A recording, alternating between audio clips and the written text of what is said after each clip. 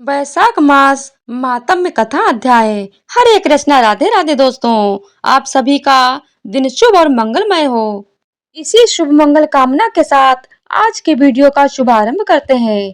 तो आज की इस वीडियो में आप लोग सुनेंगे वैशाख मास महात्म्य का तीसरा अध्याय, सैया चटाई कंबल दान एवं विश्राम गृह निर्माण का महात्म्य। नारद जी ने कहा, हे नृपेंद्र, वैशाख मास में किसी उत्तम ब्राह्मण को अथवा गर्मी में थके हुए मनुष्य को शैया दान करें अथवा सुखदायक स्थान पर सुलाकर हवा करें तो ऐसे मनुष्य को शरीर के रोग नहीं सताते तथा उसके समस्त पाप शांत हो जाते हैं। वह जन्म मरण के बंधन से मुक्त हो जाता है।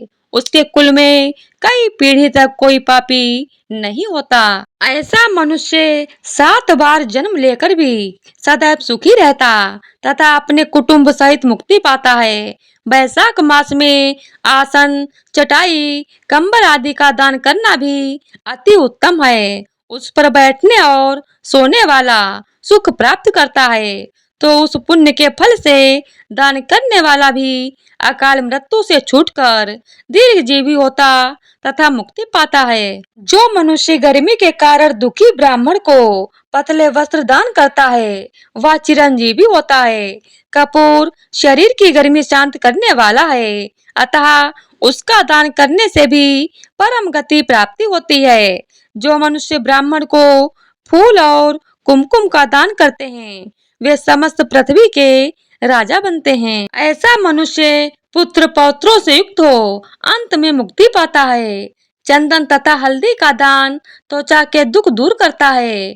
गौरवचन, कस्तूरी, खस, चंपा आदि दान करने वाले मनुष्य की देवता भी सराहना करते हैं और वह पवित्र पापों से छूट कर मुक्ति पाता है। केतकी और मल्लिका दान करने वाला व्यक्ति विष्णु की आज्ञा से वैकुंठ लोक प्राप्त करता है। नारियल, सुपारी तथा अन्य सुगंधित पदार्थ दान करने वाला मनुष्य 7 जन्मों तक ब्राह्मण कुल में उत्पन्न होकर ज्ञानी बनता है। जो मनुष्य विश्राम गृह बनवाकर दान करता है उसके पुण्य का फल अकथनीय है। जो मनुष्य यात्रियों के विश्राम के लिए मार्ग में बाग लगवाता, कुएं खुदवाता तथा तालाब, झोपड़ी आदि बनवाता है वह अत्यंत धर्मात्मा होता है और उसकी संतानें भी उसी के समान धर्मात्मा होती हैं। सुपारी, नागवल्ली, कपूर और अगर सहित तांबूल का दान करने से यश, धैर्य और धन की प्राप्ति होती है। जो व्यक्ति शीतल पदार्थों जैसे नींबू का रस, मट्ठा तथा दही की लस्सी आदि ब्राह्मणों को दान करता है वह धनी और विद्वान होता है। चावल का दान करने से लंबी आयु मिलती है। शुद्ध गाय का घी दान करने से अश्वमेध यज्ञ का फल मिलता है। मेष संक्रांति में ककड़ी और गुड़ का दान करने से पापों का नाश होता है। सूर्य की तपन को शांत करने के लिए ईख का दान करने से अनंत पुण्य होता है। सायकाल की थकावट को दूर करने के लिए पके फलों का दान करने वाले के पितरों को अमृत मिलता है और उस मनुष्य को सायुज्य मुक्ति मिलती है। जलयुक्त कुंभ का दान पितरों का गया श्राद्ध करने जैसा फलदायक होता है। तो इसी तरह से वैशाख मास महात्म्य का तीसरा अध्याय संपूर्ण हुआ। तो प्रेम से बोलिए ओम नमो भगवते वासुदेवाय नमः। अब आइए श्रवण करते हैं वैशाख मास में सुनी जाने वाली कथा। वैशाख मास में भगवान विष्णु की पूजा अर्चना करने से व्यक्ति को शुभ फल की प्राप्ति होती है। वैशाख मास को धर्म और करुणा का प्रतीक माना जाता है। मान्यता है कि इस महीने में भगवान परशुराम और गौतम बुद्ध का जन्म हुआ था। इस पूरे माह में वैशाख मास की कथा महात्म्य पढ़ने से भगवान विष्णु की कृपा प्राप्त होती है। सूत जी कहते हैं, महात्मा नारद के वचन सुनकर राजा अम्बरीश ने विस्मित होकर कहा, महामुने, आप मार्गशीर्ष, अगहन आदि पवित्र महीनों को छोड़कर वैशाख मास की ही इतनी प्रशंसा क्यों करते हैं? उसी को सब मासों में श्रेष्ठ क्यों बतलाते हैं? यदि माधव मास सबसे श्रेष्ठ और भगवान लक्ष्मीपति को अधिक प्रिय है, तो उस समय स्नान करने की क्या विधि है? वैशाख मास में किस वस्तु का दान, कौन सी तपस्या तथा किस देवता का पूजन करना चाहिए? कृपा निधे, उस समय किए जाने वाले पुण्य कर्म का आप मुझे उपदेश दीजिए। सदगुरु के मुख से उपदेश की प्राप्ति दुर्लभ होती है। उत्तम देश और काल का मिलना भी बड़ा कठिन होता है। राज्य प्राप्ति आदि दूसरे कोई भी भाव हमारे हृदय को इतनी शीतलता नहीं प्रदान करते जितनी कि आपका यह समागम। नारद जी ने कहा, राजन सुनो, मैं संसार के हित के लिए तुमसे माधव मास की विधि का वर्णन करता हूँ। जैसा कि पूर्व काल में ब्रह्मा जी ने बतलाया था। पहले तो जीव का भारतवर्ष में जन्म होना ही दुर्लभ है। उससे भी अधिक दुर्लभ है वहां मनुष्य की योनि में जन्म। मनुष्य होने पर भी अपने अपने धर्म के पालन में प्रवृत्ति होनी तो और भी कठिन है, उसमें भी अत्यंत दुर्लभ है। भगवान वासुदेव भी भक्ति और उसके होने पर भी माधव मास में स्नान आदि का सुयोग मिलना तो और भी कठिन है। राजेंद्र, जिन लोगों ने वैशाख मास में भली भांति के उपचारों द्वारा मधु दैत्य के मारने वाले भगवान लक्ष्मीपति का पूजन कर लिया, उन्होंने अपने जन्म का फल पा लिया। भला कौन सी ऐसी अत्यंत दुर्लभ वस्तु है जो वैशाख के स्नान तथा विधि पूर्वक भगवान के पूजन से नहीं प्राप्त होती? जिन्होंने दान, होम, जप, तीर्थ में प्राण त्याग तथा संपूर्ण पापों का नाश करने वाले भगवान श्री नारायण का ध्यान नहीं किया, उन मनुष्यों का जन्म इस संसार में व्यर्थ ही समझना चाहिए। जो धन के रहते हुए भी कंजूसी करता है, दान आदि किए बिना ही मर जाता है, उसका धन व्यर्थ है। राजन, उत्तम कुल में जन्म, अच्छी मृत्यु, श्रेष्ठ भोग, सुख सदा दान करने में अधिक प्रसन्नता, उदारता तथा उत्तम धैर्य, ये सब कुछ भगवान श्री विष्णु की कृपा से ही प्राप्त होते हैं। महात्मा नारायण के अनुग्रह से ही मनोवांछित सिद्धियां मिलती हैं। जो कार्तिक में, माघ में तथा माधव को प्रिय लगने वाले वैशाख मास में स्नान करके मधुहंता लक्ष्मीपति दामोदर की विशेष विधि के साथ भक्ति पूर्वक पूजा करता है और अपनी शक्ति के अनुसार दान देता है, वह मनुष्य इस लोक का सुख भोग कर अंत में श्री हरि के पद को प्राप्त होता है। भूपाल जैसे सूर्योदय होने पर अंधकार नष्ट हो जाता है, उसी प्रकार वैशाख मास में प्रातः स्नान करने से अनेक जन्मों की उपार्जित पाप राशि नष्ट हो जाती है। यह बात ब्रह्मा जी ने मुझे बताई थी। भगवान विष्णु ने माधव मास की महिमा का विशेष प्रचार किया है। अतः इस महीने के आने पर मनुष्यों को पवित्र करने वाले पुण्य जल से परिपूर्ण गंगा तीर्थ, नर्मदा तीर्थ, यमुना तीर्थ अथवा सरस्वती तीर्थ में सूर्योदय से पहले स्नान करके भगवान मुकुंद की पूजा करनी चाहिए। इससे तपस्या का फल भोगने के पश्चात अक्षय स्वर्ग की प्राप्ति होती है। भगवान श्री नारायण अनामय, रोग व्याधि से रहित हैं। उन गोविंद देव की आराधना करके तुम भगवान का पद प्राप्त कर लोगे। राजन, देवादिदेव लक्ष्मीपति पापों का नाश करने वाले हैं। उन्हें नमस्कार करके चैत्र की पूर्णिमा को इस व्रत का आरंभ करना चाहिए।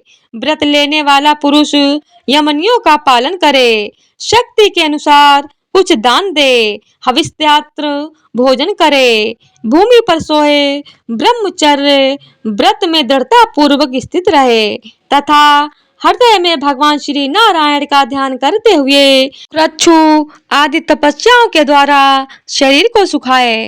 इस प्रकार नियम से रहकर जब वैशाख की पूर्णिमा आए, उस दिन मधु तथा तिल आदि का दान करे, श्रेष्ठ ब्राह्मणों को भक्ति पूर्वक भोजन कराए, उन्हें दक्षिणा सहित धेनु दान दे तथा वैशाख स्नान के व्रत में जो कुछ त्रुटि हुई हो उसकी पूर्णता के लिए ब्राह्मणों से प्रार्थना करें। भूपाल, जिस प्रकार लक्ष्मी जी जगदीश्वर माधव की प्रिया हैं, उसी प्रकार माधव मास भी मधुसूदन को बहुत प्रिय है। इस तरह उपयुक्त नियमों के पालन पूर्वक 12 वर्षों तक वैशाख स्नान करके अंत में मधुसूदन की प्रसन्नता के लिए अपनी शक्ति के अनुसार व्रत का उद्यापन करें।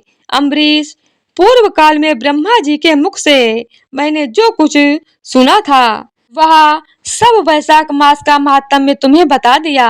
अम्बरीश ने पूछा, मुने, स्नान में परिश्रम तो बहुत थोड़ा है, फिर भी उससे अत्यंत दुर्लभ फल की प्राप्ति होती है। मुझे इस पर विश्वास क्यों नहीं होता? मुझे मोह क्यों हो रहा है? नारद जी ने कहा, राजन, तुम्हारा संदेह ठीक है। थोड़े से परिश्रम के द्वारा महान फल की प्राप्ति असंभव सी बात है। तथापि इस पर विश्वास करो, क्योंकि यह ब्रह्मा जी की बताई हुई बात है। धर्म की गति सूक्ष्म होती है, उसे समझने में बड़े बड़े पुरुषों को भी कठिनाइयां होती हैं। श्री हरि की शक्ति अचिंत्य है, उनकी कृति में विद्वानों को भी मोह हो जाता है। विश्वामित्र आदि क्षत्रिय थे, किंतु धर्म का अधिक अनुष्ठान करने के कारण वे ब्राह्मण तत्व को प्राप्त हो गए। अतः धर्म की गति अत्यंत सूक्ष्म है। भूपाल, तुमने सुना होगा, अजामिल अपनी धर्म पत्नी का परित्याग करके सदा पाप के मार्ग पर ही चलता था। तथापि मृत्यु के समय उसने केवल पुत्र के स्नेहवश नारायण कहकर पुकारा। पुत्र का चिंतन करके नारायण का नाम लिया, किंतु इतने से ही उसको अत्यंत दुर्लभ पद की प्राप्ति हुई। जैसे अनिच्छा पूर्वक भी यदि आग का स्पर्श किया जाए तो वह शरीर को जलाती है, उसी प्रकार किसी दूसरे निमित्त से ही यदि श्री गोविंद का नामोच्चारण किया जाए तो वह पाप राशि को भस्म कर डालता है। अनिच्छापि दहति स्पृष्टो हुत बहो यथा तथा दहति गोविंद नाम व्याजाद पीड़ितम। जीव विचित्र है, जीवों की भावनाएं विचित्र है, कर्म विचित्र है तथा कर्मों की शक्तियां भी विचित्र हैं। शास्त्र में जिसका महान फल बताया गया हो वही कर्म महान है, फिर वह अल्प परिश्रम साध्य हो या अधिक परिश्रम साध्य। छोटी सी वस्तु से भी बड़ी से बड़ी वस्तु का नाश होता है। जरा सी चिंगारी से बोझ के बोझ तिनके स्वाहा हो जाते हैं। जो श्री कृष्ण के भक्त हैं उनके अनजाने में किए गए हुए हजारों हत्याओं से युक्त भयंकर पातक तथा चोरी आदि पाप भी नष्ट हो जाते हैं। वीर, जिसके हृदय में भगवान श्री विष्णु की भक्ति है वह विद्वान पुरुष यदि थोड़ा सा भी पुण्य कार्य करता है तो वह अक्षय फल देने वाला होता है। अतः माधव मास में माधव की भक्ति पूर्वक आराधना करके मनुष्य अपनी मनोवांछित कामनाओं को प्राप्त कर लेता है।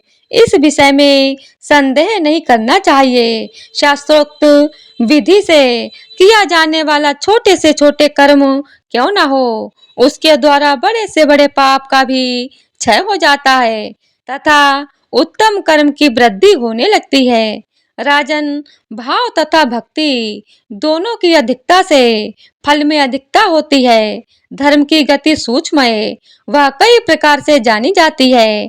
महाराज, जो भाव से हीन है, जिसके हृदय में उत्तम भाव एवं भगवान की भक्ति नहीं है, वह अच्छे देश तथा काल में जा जाकर जीवन भर पवित्र गंगा जल से नहाता और दान देता रहे तो भी कभी शुद्ध नहीं हो सकता, ऐसा मेरा विचार है।